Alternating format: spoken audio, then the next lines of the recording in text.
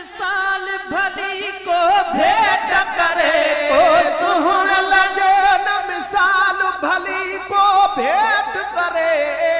جنجو فیض آگے لازوال بھلی کو بھیٹ کرے جنجو فیض آہے لازوال بھلی کو بھیٹ کرے کو سہن لجے نہ مثال بھلی کو بھیٹ کرے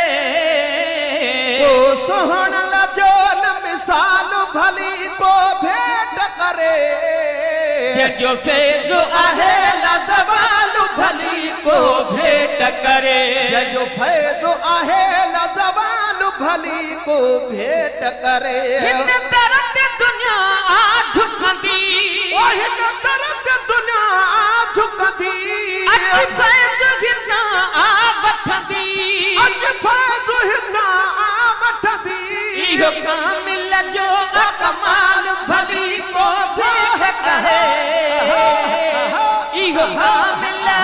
جو اکمال بھلی کو بھیٹ کرے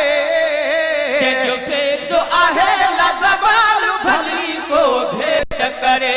جو فیض آہے لازوال بھلی کو بھیٹ کرے کو سگن لجے نہ مثال بھلی کو بھیٹ کرے جنجو فیض آگے لازوال بھلی کو بھیٹ کرے جو فیض آہے لازوال بھلی کو بھیٹ کرے جگ آیا ہتے سو اڈیو جگ آیا ہتے سو اڈیو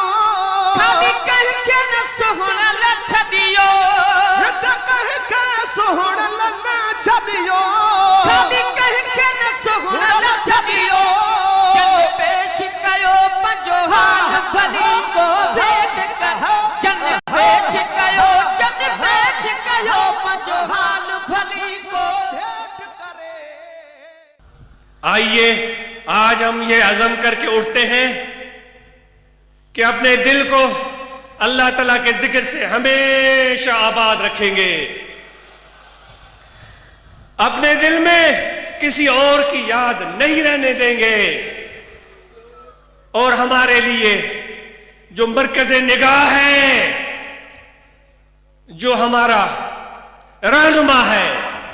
جو ہماری ماوا و ملجا ہے،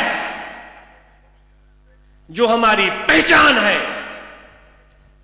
جو ہماری عظمت کا نشان ہے، وہ میرے نبی کی ذات ہے۔ میں قربان نبی کی ذات، میں قربان، میرے اولاد قربان، میری جان قربان، ایک جان نہیں لاکھ جانے بھی ہو نبی کے قدموں پر قربان۔